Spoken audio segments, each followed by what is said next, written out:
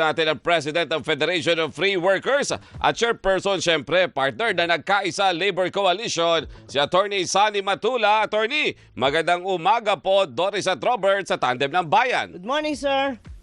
Ay, magandang umaga, Tandem Doris at Robert. Kumusta na Ayun, kayo? no? Okay naman po. Okay lang po. Ang tanong po namin, ano po ang nakikita ng inyong grupo dito sa panukala na no work, no pay sa mga mambabatas po natin? Inihain po ito sa Nako. Kamara eh. Magandang balita yan kung magkatotoo. Sana matuloy. At siyempre, tuwang-tuwa ang mga manggagawa sapagkat taxes po natin ang binabayad natin sa mga senador at mga miyembro ng Kamara de Representatibo. At siyempre, kung hindi sila nagtatrabaho, dapat lamang walang sweldo. So no show, no pay dapat. Kaya maganda yung panukala ni Opo. Sandro Representative Marcos yan. Sandro Marcos. Oo. Opo. Pero hindi kaya dapat noon pa ay ilatag na yan? Bakit marami ng ibang mga mambabatas na kumbaga ay nakalusot na dati? Dahil hindi naman natin sila napapansin eh. Oh, yeah. Yung 2016 nga natatandaan ko ay may proposal diyan ata si Congressman Tobias pero hindi ata tumakbo. Pero dapat na ngayon ay matuloy na yan po para makatipid naman ang ating taong bayan. At syempre kung hindi nagtatrabaho ay dapat walang sweldo. Opo. At tina-observe yan hindi lang sa maraming mga bansa ay dapat din i-observe dito sa Pilipinas. Opo. Sa palagay niyo po, ano po ang reasonable na excuse para kung sakaling absent ang isang mambabatas? Ay dapat siguro kung nagkasakit siya may certificate, medical certificate tulad ng ordinaryong manggagawa sa gobyerno at sa pribadong sektor na kapag mag-absent, maka-avail siya ng sick leave benefit niya kung may medical certificate siya. Kung magta-travel siya, official, ay dapat siyempre may travel authority mula sa Speaker of the House o mula sa Presidente Opo. ng Senado o sa anumang authority na mas mataas sa kanya. Oo. At kung pupunta siya sa probinsya, ay dapat nagre-report siya kung anong ginagawa niya sa probinsya o sa ibang lugar na may official business po siya. Oo. Ay palagay ko naman ay ngayon na po at maski nga sa European Parliament kapag hindi pumapasok ay bawas sa kanilang allowance, pero dito sa Pilipinas nako yung salary ng representative halimbawa ay buong taon na salary yan. Correct. Na isang buwan na salary, yung isang buwang salary ng isang congressman ay Isang buong taon taon na na natin salary yan. ng ordinaryong manggagawa. Tama, Opo. tama. Oo, ang naisip ko lang dyan kasi, partner, Oh. halimbawa, sa Kamara, sabihin mo na no work, no pay. Yan. Siyempre, sa plenary, nag-attendance yan. Correct. Pag sinabi, Bigornia, present. Di ba? Yun yung unang gagawa eh. Yes. Pagkatapos, umalis na. Wala nang Wala nang participation sa session. Nagpa-attendance Nagpa-attendance lang. Oo. May Tapos nangyayaring subject yan sa ganyan. Ethics Committee. Ano po? Ano po? Sa Committee on Ethics, dapat sa tinatawag ang atensyon ng mga congressman na umaalis pagkatapos mag-roll call. So, disciplinary action ang dapat gawin ng ating mga kasapi ng Kongreso sa mga congressman na nagbubulakbol. Ay, Bulakbol oo. yun eh. Bulakbol talaga. Paano kung sinasabi naman na magbabakasyon ako ng 160 days sa buong mundo? Iikutin ko yung buong mundo na yan. Pero, Nako po. Pero- Ako narinig ko sa pero- isang congressman sa Mindanao. pero sabi naman niya, pera ko naman ang gagastusin ko dito. Walang pera ng gobyerno. Nako po, siyempre yung oras na dapat ginugugol sa pagpapanday ng batas ay nawawala. At saka ko, alam ko na sa maraming pagkakataon, absent ang congressman na yan na mula sa Southern Philippines.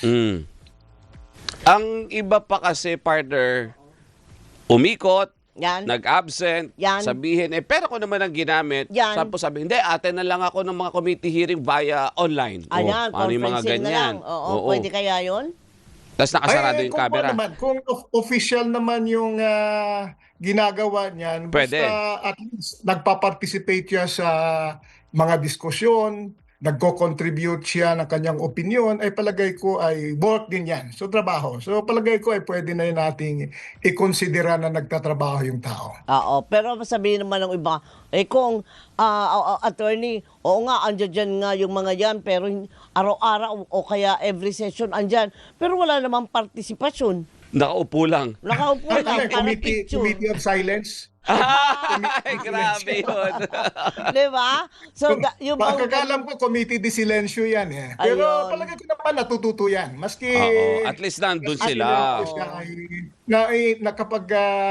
He got understanding and some education from the discussion of his colleagues. Oo. Tsaka ang importante din kasi doon, partner, kapag botohan, boboto din yung mga Yun na nga, committee yun na ang yun importante. Na sinasabi ni Sir Oo. na disilensyo. Oo. At saka kung kunyari, di nag-attendance check na, ay, teka, dito sa komite na to, kailangan tayo magbotohan. Pero, hindi nila magawa kasi walang quorum. Diba? Minsan yung nagiging Oo. problema, di ba? Oo. Madidelay ang paggawa ng batas o pag-aproba ng mga resolusyon kung walang quorum. Ganun kahalaga Kaya ang po, attendance.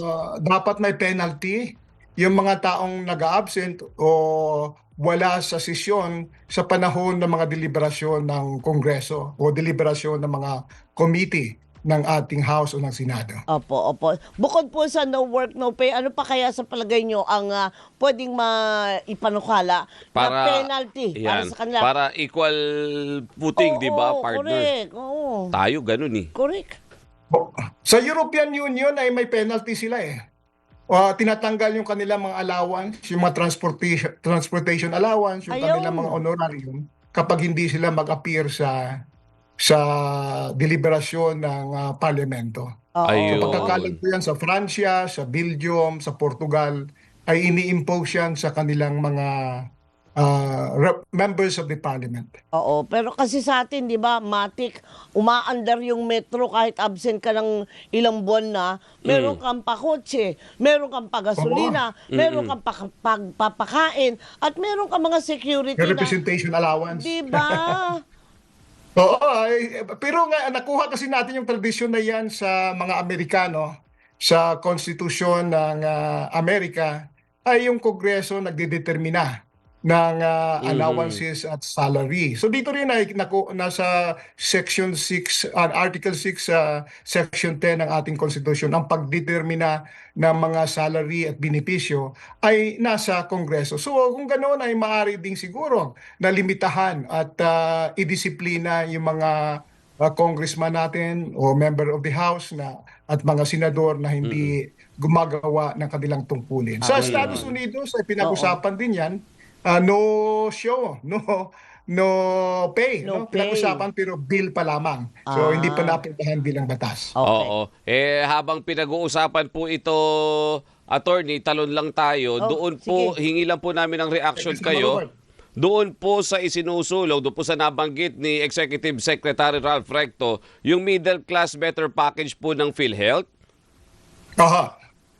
Ano po ang Sa nakikita palagay ko ninyo naman ay dito? dapat ma-enjoy yan ng ating middle class at hindi lamang yung ating hindi nakakaya sapagkat yung ating middle class naman ay nagbibigay ng kontribusyon talaga at may taxes na binabayad dyan sa nagko-contribute sa PhilHealth, may mga taxes na ibinibayad sa gobyerno, kaya dapat mag-benefit. Kaya gusto nga natin universal. Hindi lamang iilan o yung mga nasa baba lamang, kundi lahat ng ating mga mamamayan ay mag-i-enjoy ng libreng medical care sa ating PhilHealth at siyempre ay walang diskriminasyon dapat diyan. Kaya pabor po tayo yung sinabi ni Executive Secretary Ralph Recto. So yan ay palagay ko naman ay magandang kanyang sinasabi kaysa nung sinasabi niya na maaring i-transfer yung PhilHealth funds sa national government at gagamitin sa program Oo. appropriation. Parang sa wakas nakakuha tayo ng magandang balita naman, lalo sa ating mga middle class. Oo, tayong middle diba, Na class. parang tayo Oo, ang yung napag-iiwanan. taxpayer. Oo, yung middle class kasi tampururot na partner. naman, oo. Di ba? Parang sinasabi, nagbabayad naman kami ng tax. Oo. Hindi pa nga dumating sa ATM namin at sa bulsa namin na ikaltas na. Matik Tapos eh. pagdating sa benepisyo, medyo dehado kami ng konti. Wag naman sana, ganun. Oo, tama. Kasama Ruben. Kaya yung trade union sa Pilipinas ay dapat tumutulong para ma-expand nga yung middle class para at least gumaan ang buhay ng maraming tao sa Pilipinas. So Correct, dapat lahat ng Pilipino ay mayroong tinatawag na makatarungang pag-alaga mula sa Estado. Ayan. Ayan. Asan ba dapat pirmahan dyan? Pipirmahan ko na po Wala yan. pa, Wala maghihiring pa Wala lang. Sorry naman. Habang hinihintay natin at Kasama Doris. oo, habang naghihiring dyan, syempre, babantayan pa rin natin yan at Oo tingnan naman. natin kung ano ang pananaw mismo ng mga mismong posibleng patawan ng batas na yan Correct, kung maging correct. batas man na no work, no pay Basta sila. sa trade union, ang Federation of Free Workers, ang nagkaisa Labor Coalition, suportado po ng kilusang paggawa yung proposal na yan ni Congressman Sandro Marcos. Okay. Ayan. Attorney, Klaro. maraming salamat po sa inyong oras. Thank you po. Maraming salamat, Robert, at kasamang Doris. At mabuhay Ayan. po kayo. At ang inyong Mabuhay. Si Mabuhay Attorney po. Thank Sani you. Matula, ang President po ng Federation of Free Workers, chairperson din ng nagkaisa Labor Coalition.